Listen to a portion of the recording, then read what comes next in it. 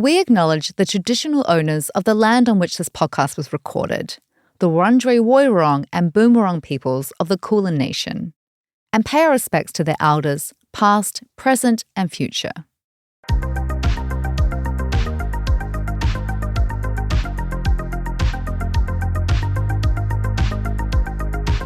Welcome to the podcast series of Raising the Bar Melbourne, curated by the Faculty of Medicine, Dentistry and Health Sciences at the University of Melbourne. This special health edition of Raising the Bar, held in May of 2026, featured 20 talks by some of Melbourne's leading healthcare experts and was held across 10 pubs and bars, all in one night. The speakers presented topics ranging from AI and cancer research to understanding ADHD and neurodiversity, helping kids sleep, healthy social media habits, the future of robotic surgery, and much more. In this episode, you'll hear Professor Dave Coghill talk about ADHD and neurodivergence and how to move past trends and stereotypes to understand the real science driving this rapidly evolving field.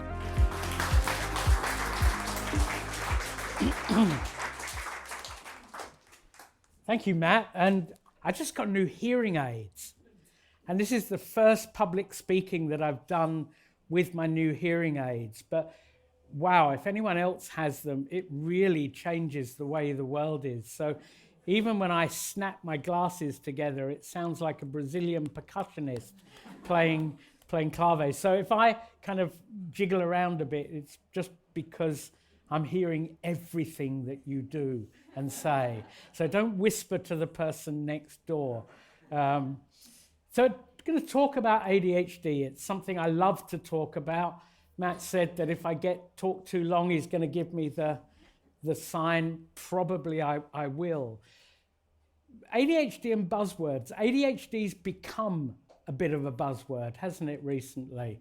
It's actually very interesting because I did a session earlier on at 6 o'clock over in the Wheeler Centre, and we have a completely different audience here than we had there. So it'll be interesting to kind of hear what you guys think and what you say.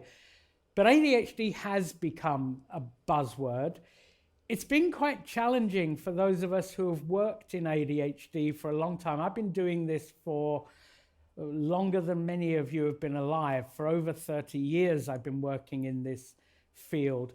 But even if I only look back 10 years, when I first came to Australia, when I came to Melbourne, to the University of Melbourne, at that point, all we saw about ADHD in the media was negative.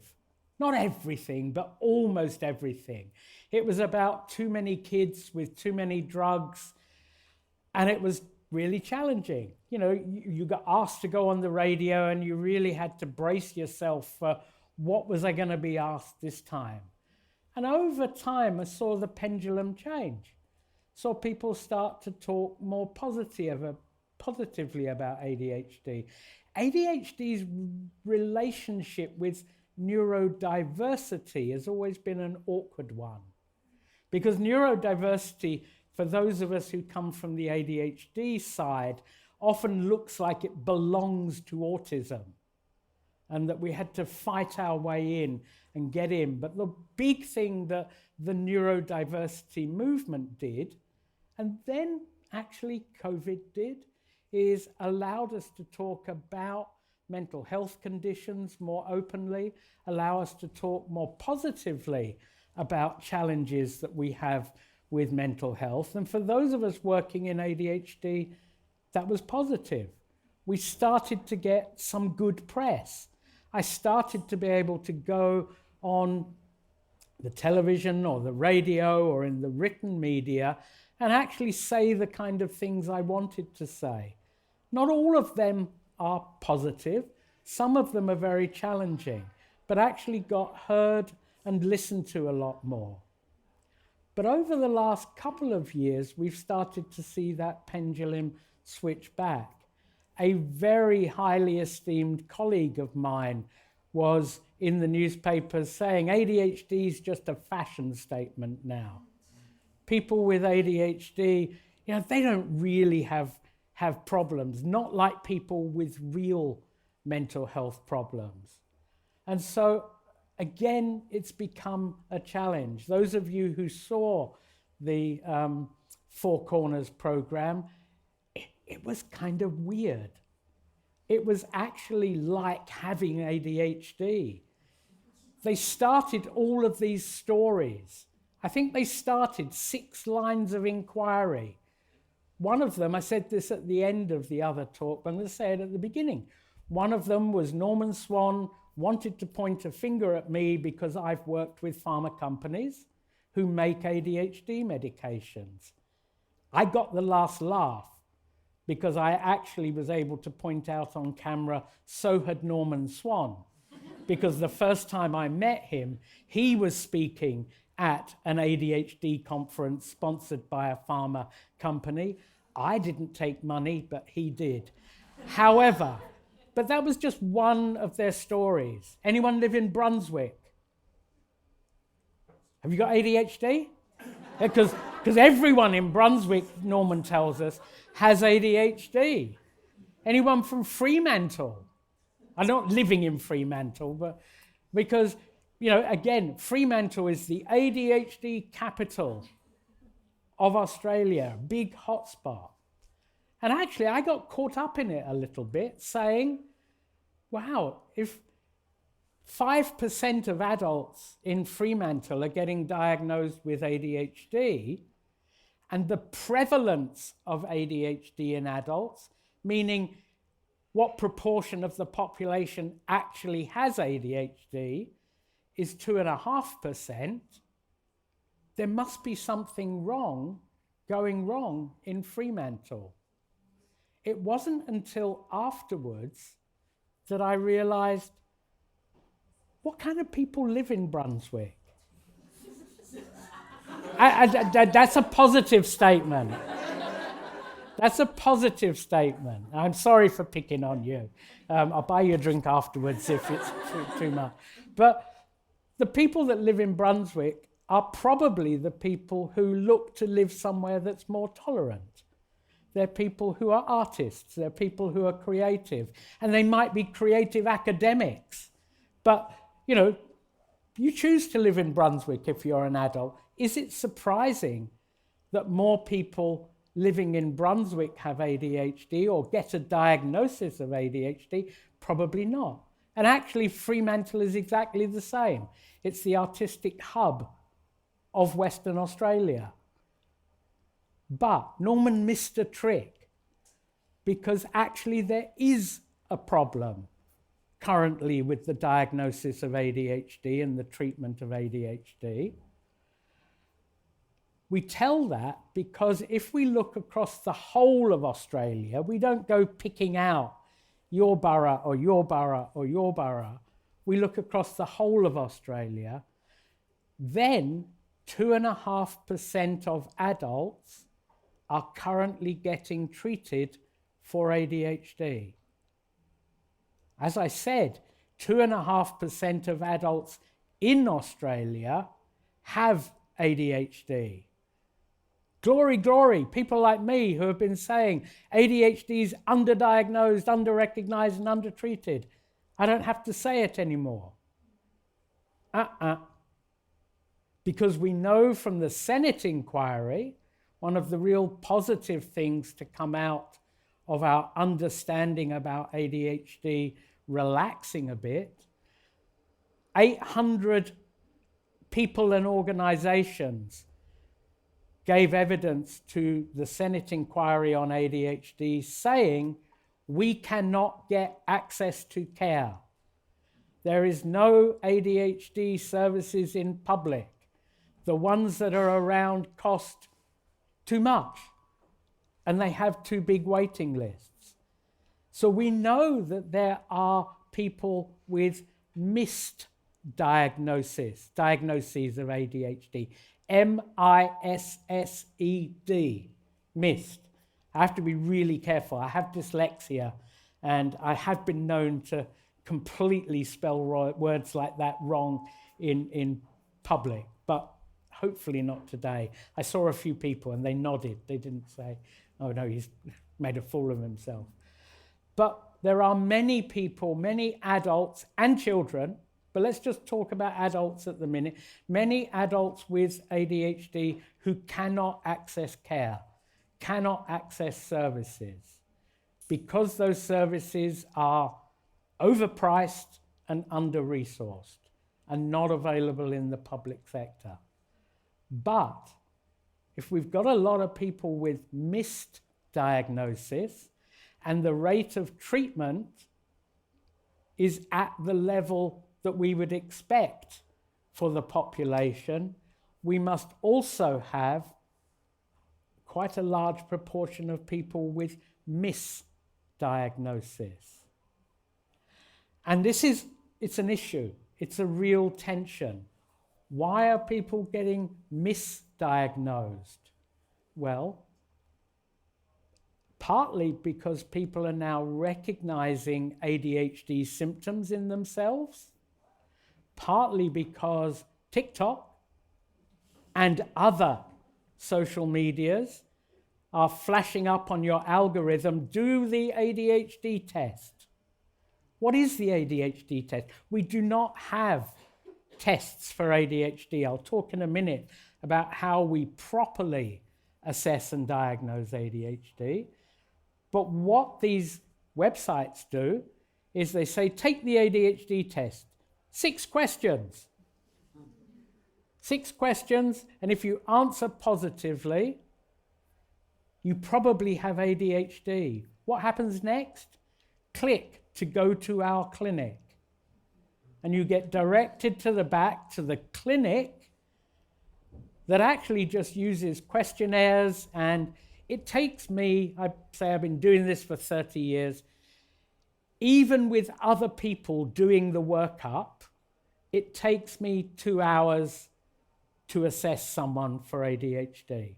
I'm privileged, I get the opportunity to do that. I actually do run a service in a public system where we teach people and train people to do that, but it's very low volume. But it takes me 2 hours. It takes the ADHD super clinics 30 minutes without any corroborating information from others that know you, and usually just filling in questionnaires. We did some research where we looked at what is the accuracy of these questionnaires. Well, using some technical words, they're very sensitive. What does that mean? It means that they pick up most of the people with ADHD and label them correctly. The prevalence of ADHD in children and young people is about 5%. If you did these questionnaires on 100 kids, just random, you'd pick up 4 out of the 5 that have ADHD. The problem is they also pick up 19 kids who don't have ADHD but screen positive. And so if you then refer all of these people to me to do an assessment, 23 out of 100, 23% get referred to me, and I have to assess 7 people to get 1 right diagnosis. Now, if I just want to make money out of you and do the 30-minute assessment, and if you come to me saying, I know I've got ADHD, TikTok told me, or my friends have all got ADHD, and I think I'm like them, and I do a slipshod assessment, I'm going to get a lot of false positives. I'm going to misdiagnose a lot of people. And so that's what we think is probably happening in Australia at the moment. I don't talk about under and over diagnosis because that tends to dichotomize things, but we've got a lot of times when we've got a missed diagnosis, people who can't access care, and a misdiagnosis. And it's a real challenge. Some of the research that we're doing at the moment is to try to improve the specificity, the accuracy of those screeners. And we did it in China. I did a lovely piece of work with Chinese colleagues where we went to a primary school. It was a big primary school, 1,200 kids in one primary school. And all of the kids and their parents and their teachers filled in these questionnaires. And we found exactly what I told you. We found that we mislabeled a huge number. But we taught one teacher to interview the class teacher of all of those kids who had screened positive. And we increased that thing I call specificity from 80% to 97%. We reduced the false positives right down so that all we had to do was assess 3 kids to get 2 right, instead of 7 kids to get 1 right. And what we're trying to do at the moment in Australia is to recreate that. We can't do it in the same way. So my active piece of research is to try and do that. And so that's a bit of our background about ADHD. If you do get it right, if you do assess someone properly, how should you treat them?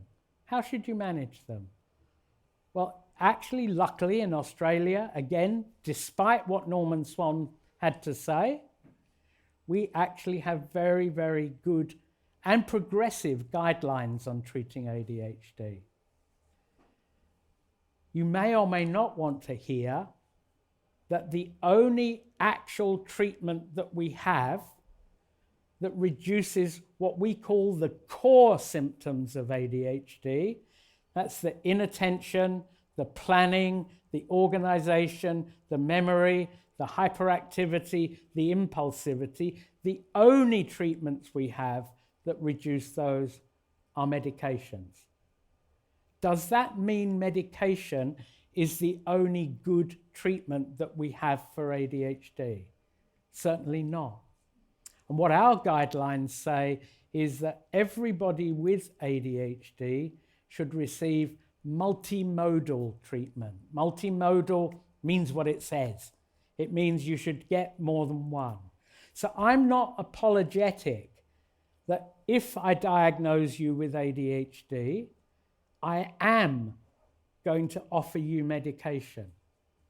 I'm not going to force you to take medication, but I am going to offer you medication because what I know from experience is that if we can reduce those core symptoms, we can actually improve lots of parts of your life. But what I'm also going to say is that whilst these other treatments, things like CBT, cognitive behavioral therapy, ADHD coaching, supports in school, at work, in education, supports from your parents, and for younger kids, helping parents to learn to more positively. It's really hard. Anyone parent children with ADHD? It's quite hard, isn't it? It can be really challenging. And so helping parents to increase the positive parenting that they do and reduce the negative interactions that sometimes come up. And so all of these things should be part of what we think about. Again, one of the problems that we have in private land in Australia, and I was saying to Matt, I do half a day a week in the private setting because in the UK we didn't have private clinics. I didn't really know and understand. But one of the problems, I don't have it because I've got a team around me. I chose to go and work in a psychology clinic, so I got psychologists on tap and nurses. But for most people, they work independently. And so often all they've got to offer you is the medication. And that can be really, really, really challenging. And so we need to think about how we integrate care. And another part of my research, which we've really not got going yet, Matt said we had an excellent model of care for ADHD in the UK. It's been really hard to replicate that in Australia because everything is siloed, because people work in their own little worlds. My wife, when she came to work in Australia, she's also a child psychiatrist, said, that's a bit strange. People here seem to specialize in diagnosing things that they don't treat, so they can refer on to someone else. But it goes in that kind of chain of ways rather than integrated. So multimodal treatment, integrated care is really good, even though the things like the psychological therapies do not improve the core symptoms. They really improve people's lives. We have a thing that says pills don't make skills. And that's to remind me and to remind you that actually just giving you the pills doesn't make a difference. What makes a difference is how you use your opportunities to do things differently, to do things better.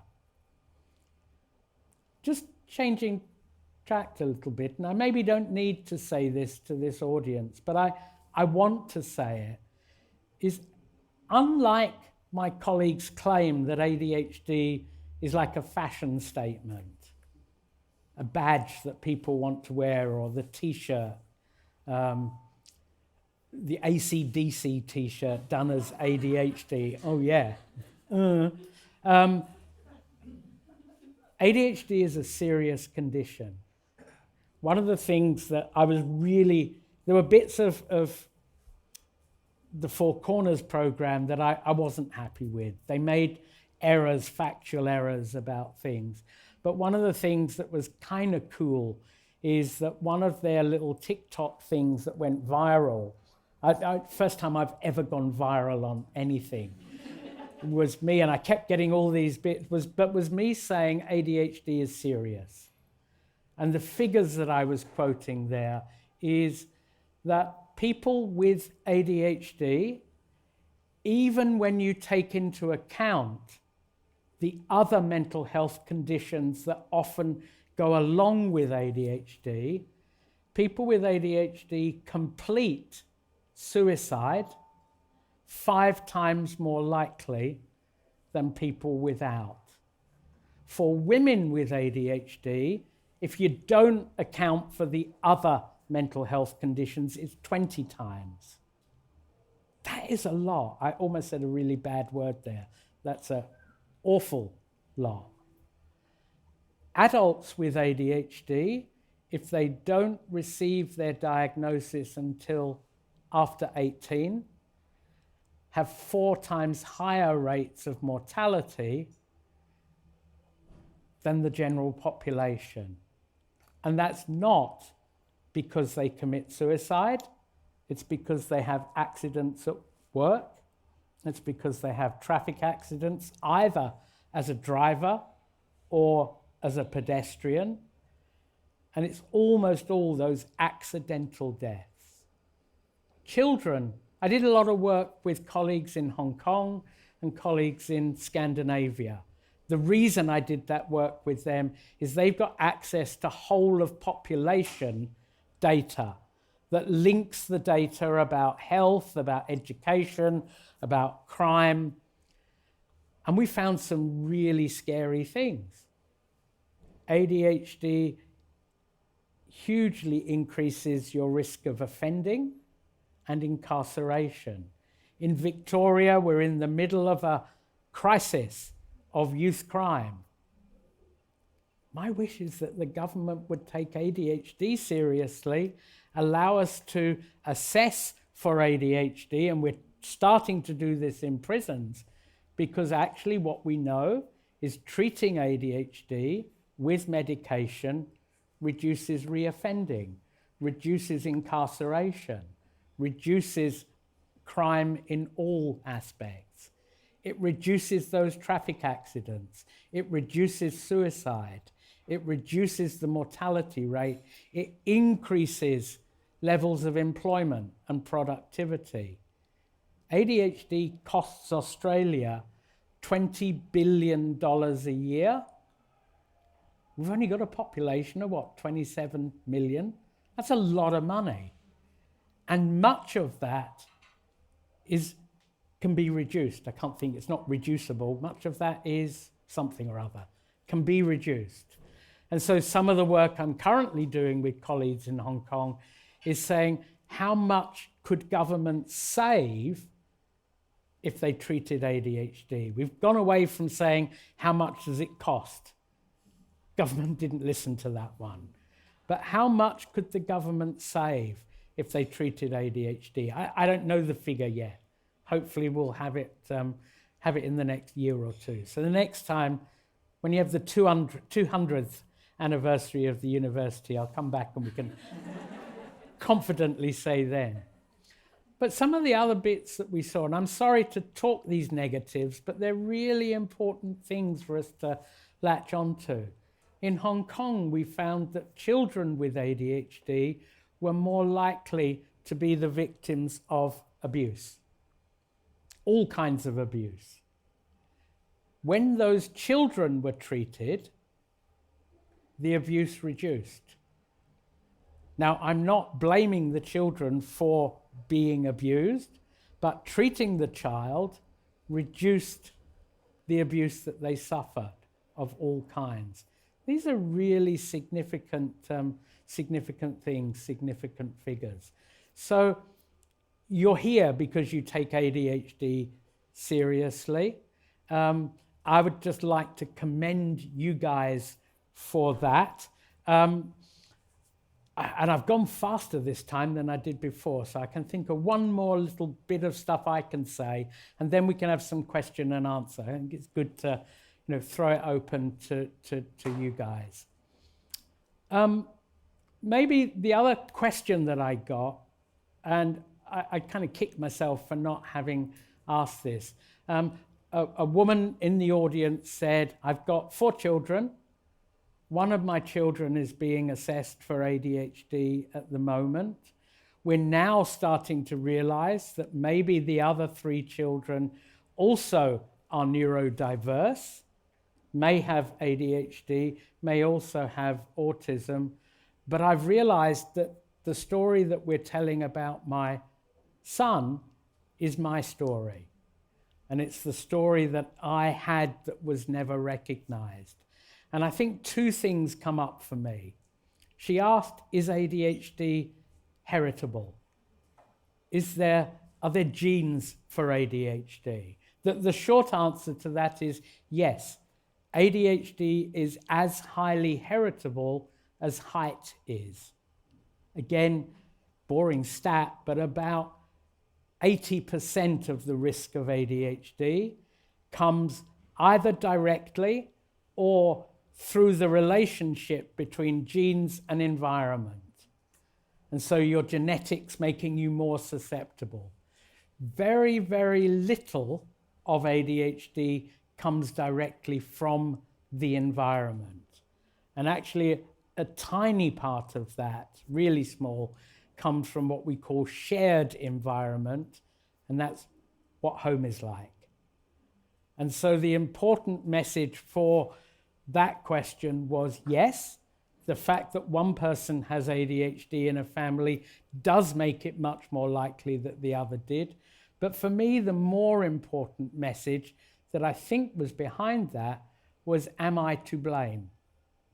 Is it to do with how I brought up my kids?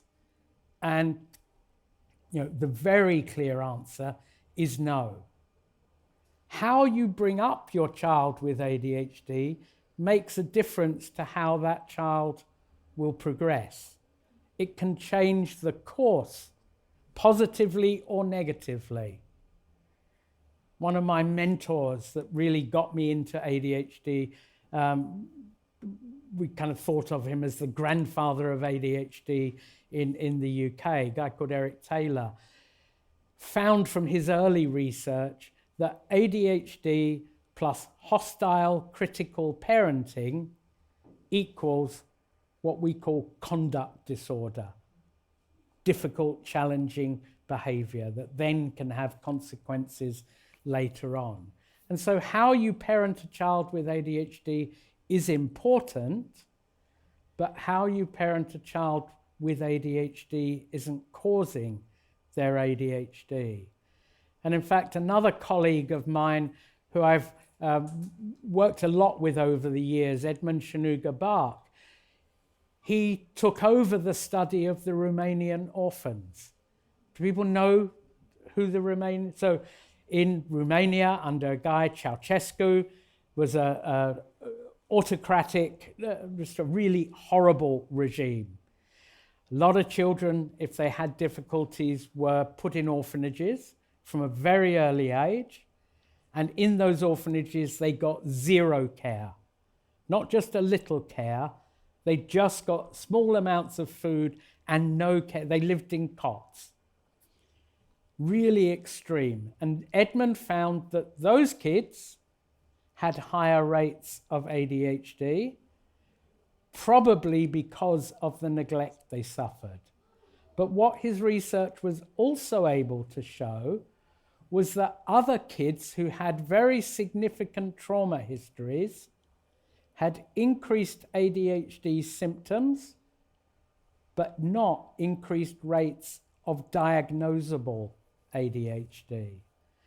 And so when we talk about is it trauma or is it ADHD, the answer is almost always both. It's an and, not an or. Now that doesn't mean it's never trauma, but we do know, just as with the abuse, that kids with ADHD, people with ADHD, experience more trauma than people without ADHD. Their ADHD, however, contributes to that risk. The second thing that it made me think about was ADHD in women and girls. It may or may not surprise you that the biggest increases in diagnosis of ADHD over the last few years have been in young adult women.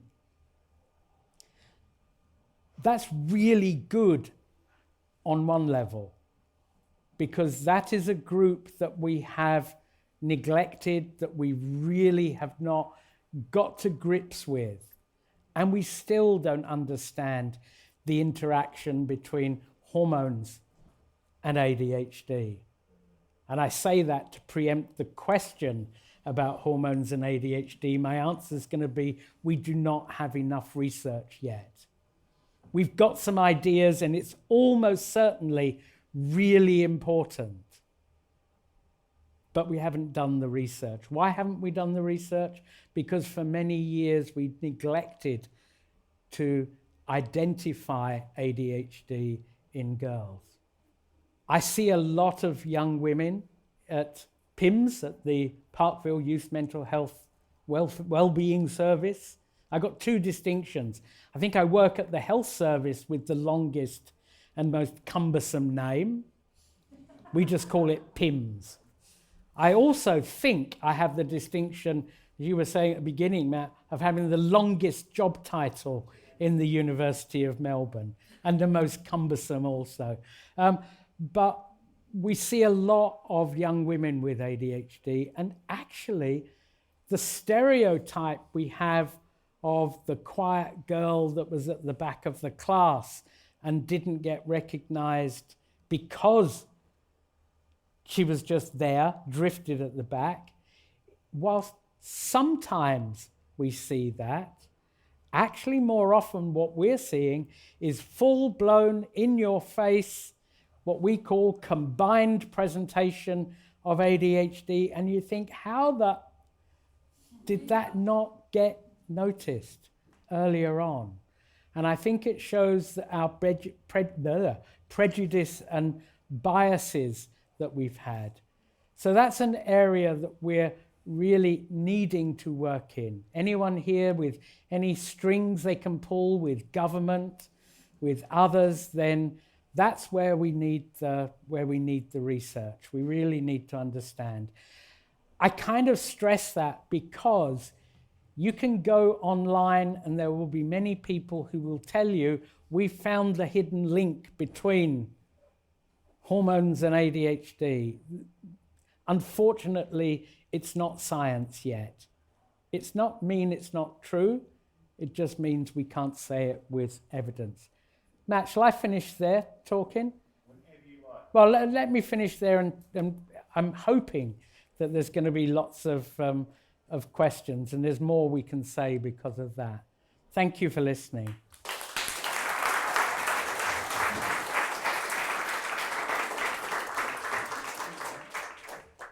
That was awesome. Dave, words come to my mind. I mean, provocative, sobering, comforting, scary, right? But still a lot of answers. So with that, we're open for questions, and we've got 20 minutes. So let's get into it. First up. Thank you. That was awesome. Nutritional deficiencies.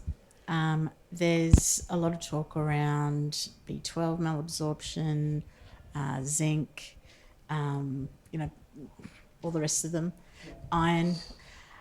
What evidence or what advice could you give in terms of helping? I've got two girls, they've got ADHD, and both of them have had these issues. And so the doctor has linked it to the ADHD.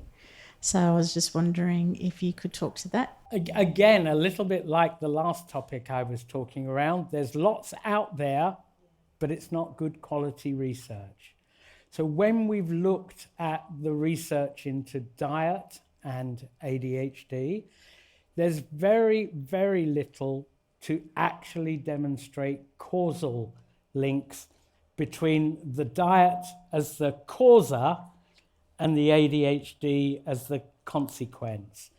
And so when we look at treatments for ADHD, again, the only evidence currently, and we've just not, I say me as part of a big group around the world, have actually just looked again at the evidence, and the only thing that really has any good evidence is omega-3, fish oils.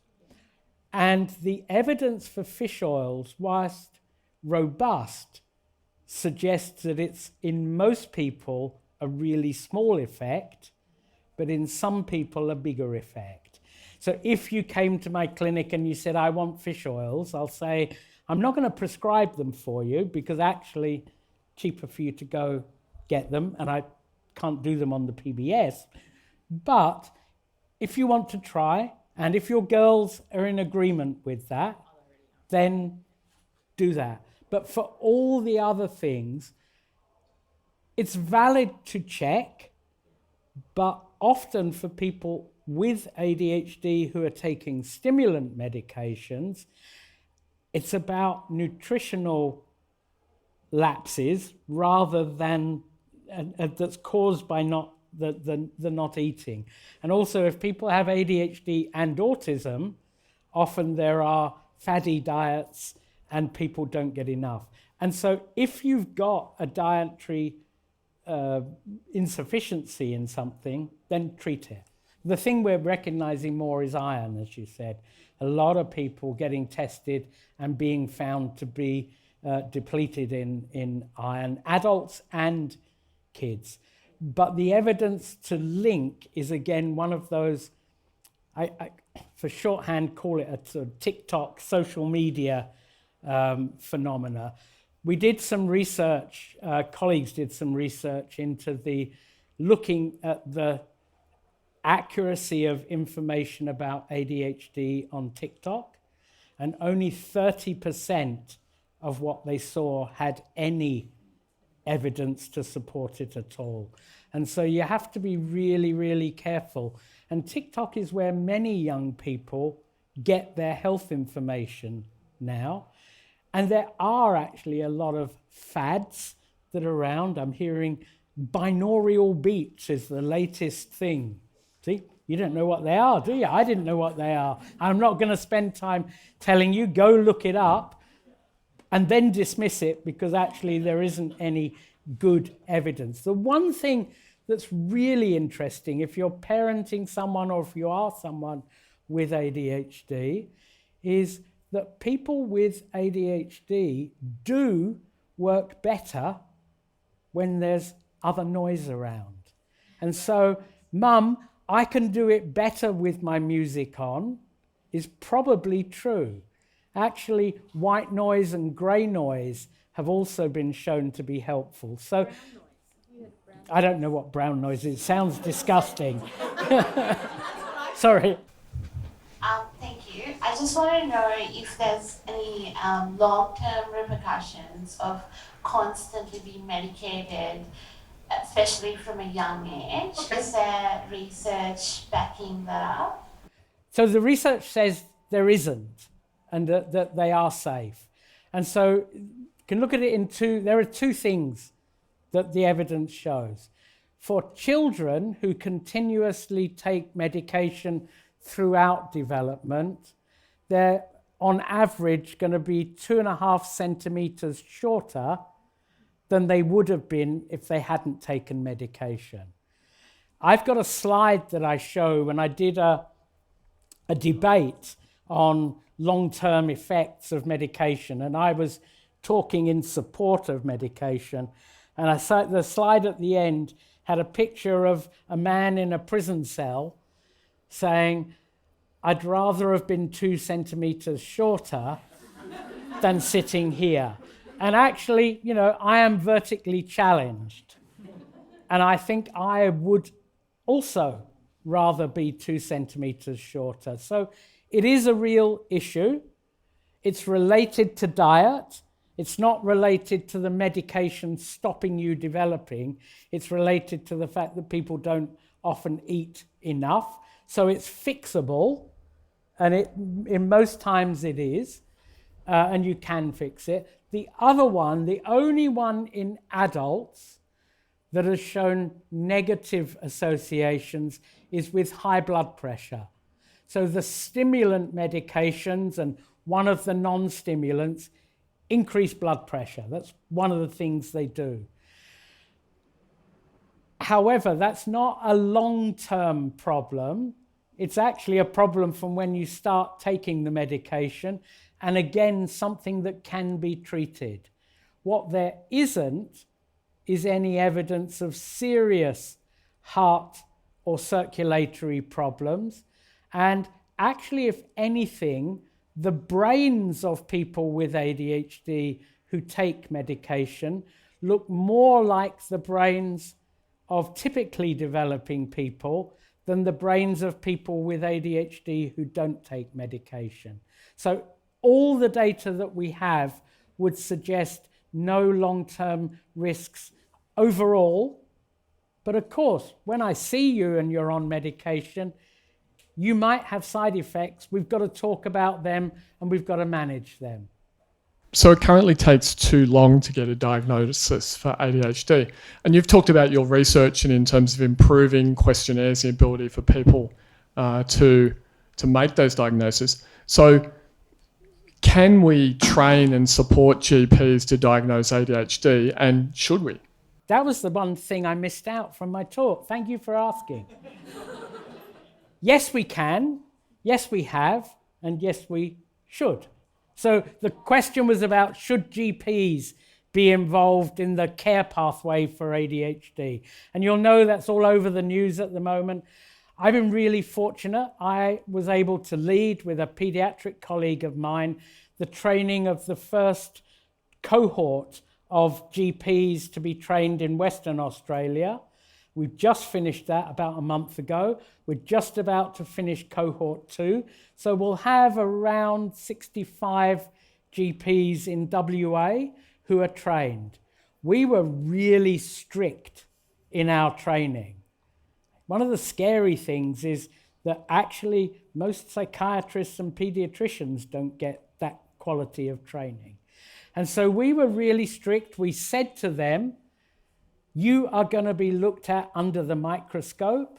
So you've got to listen, you've got to do. And they did, and they have. So I'm really confident. I've worked with GPs in the UK that we've trained. GPs look after most mental health problems in adults, except for the really rarefied ones that need the psychiatrist. GPs are the experts at managing chronic disorders, chronic conditions. GPs are excellent at knowing when they're out of their depth and need to refer on. So I have a resounding yes.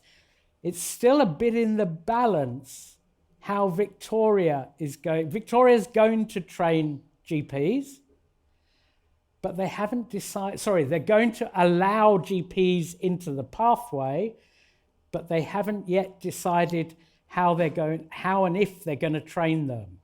Some of the GPs are pushing for the model that occurred in Queensland. Queensland just signed a bill that said GPs can do what they want in ADHD. Didn't provide any training, didn't provide any support.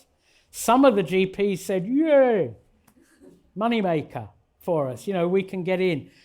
Other GPs have now come to us in our ADHD association and said, can you provide training? It's really difficult because the government's not provided money for the training, and we can't just do it for free. So the discussions are starting in Victoria. Again, if any of you have any political clout or want to get involved, what we need to be telling, I think, the Department of Health is the GPs need training. When they get trained, they're excellent, but they can't take the shortcuts and the cheap way of doing it. Otherwise, we'll put you and yours at greater risk.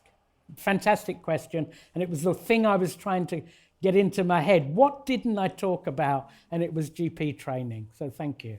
Hi there. You mentioned the Four Corners article and everything, and then so you had issues with some of the accuracies around that. Firstly, around that, did you address with them the inaccuracies that you mentioned? And then just expanding on that, did you, there's obviously the TikTok issue with a lot of possible misinformation. Do you know what efforts there are to address that currently? Yeah, so we did complain to ABC. Those complaints are still in process. They didn't agree, but there were pretty simple things like they criticised our guideline. They said 12 of the recommendations were what we called evidence-based, and they said none of the other recommendations have any evidence, which is just not true. They weren't evidence-based recommendations, but they were all based on the evidence that was there. So whilst they're picky, for us they were, just important ways of trying to discredit things. TikTok is almost impossible to police, and I have a PhD student who's working on stigma and ADHD. And one of the things that we want to think about is whether we can combat stigma by more positive messages and accurate. A lot of what I've said is not positive, about ADHD. It's not something that you wish for. But we want to get more positive, accurate messages out. But those algorithms are really hard to break. One of the discussions I've had over the past couple of days, my daughter does horse riding, and one of the other parents at horse riding who has ADHD said, shouldn't we have an AFL mental health round? And actually, mental health has been big in the news about ADHD. We started to talk about that. They're a bit scared. They're a bit scared that it will draw negative publicity. I think it can't be any more negative than the publicity they've had recently. So we'll work at that. We need to get people with ADHD and a public profile to speak out. People may or may not know a woman, Matilda Bosley, who's a journalist at The Guardian, wrote a fantastic book. She lives in Melbourne, The Year I Met My Brain, about ADHD and about her journey. And we need people to think about these positive messages. But if you've got an idea of how to break TikTok, then please, we'd love to hear it. So I'm really interested in the I'm interested in the social model of disability, and I don't want to discount the negatives of ADHD. I've experienced it, but I do feel like in the right environment, ADHD can be a positive as well. And I'm just wondering if you have any research, know of any research into the ways that the right culture and environment can actually support ADHD. I think they're two different points. It's not criticism, but I think they are two different points. And again, research-wise, we're still lagging behind. We lag behind autism in that respect. I guess for a number of reasons. But we do know that there are lots of ways that environments can be adapted to support people with ADHD, but that's still kind of taking a disability model that people need extra support. But actually, I believe that. I believe that workplaces, for example, can do an awful lot more to support people with ADHD to function. One of the people with lived experience that I sometimes do some work with told me that her working environment was so neurodiversity positive that not only the people with autism that were there benefited, but the people with ADHD did from different bits. And I'm really proud to say that the University of Melbourne has a disability project within it. And I'm also proud to say that project, and I'm not part of it, I'm not selling it, but I'm proud to say the university has done this, that project actually has supports built in for staff as well as for students. So there's a lot more we can do. I just have to be honest, and I probably get lynched, but it's close enough to the end. I don't see ADHD usually as a superpower. In order to make a diagnosis of ADHD, we don't just need the symptoms, and lots of people have those symptoms. We need them to be impacting negatively. And so whilst lots of people with ADHD have lots of strengths, often those strengths aren't directly related to the part of them that's ADHD. And the other interesting bit as an observation is that many people with ADHD view their relationship with their ADHD differently to many autistic people do. And I've used language, I guess, purposely there. Because for people with ADHD, they often don't feel defined by their ADHD. Their ADHD is a part of who they are, often something that's challenging, but people can have positives. You can come up and blurt out some really great ideas, be really creative. I'm not a big advocate of hyperfocus. None of our research suggests that actually hyperfocus is there. And most people who talk about hyperfocus are either talking about how well they focus when they're treated and how different that was from before, or they're people with autism and ADHD where hyperfocus is part of that autistic part of themselves. And I'm not wanting to discredit it, but I think that relationship between ADHD and neurodiversity is different and also can be challenging. You've talked a bit about social media being a portal for information or misinformation, but I'm also interested in its effects on us. How do you tell the difference between device and social media induced brain rot and symptoms of ADHD? Yeah, so actually I was reading about this yesterday. And again, the current evidence suggests that people with ADHD do have more difficulties with social media than people without ADHD. But the longitudinal evidence that's there suggests that the ADHD predates the social media problems.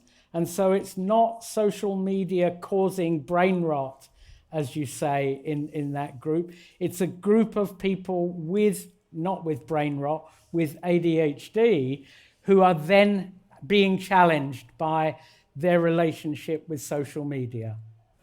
Great. Thank you all.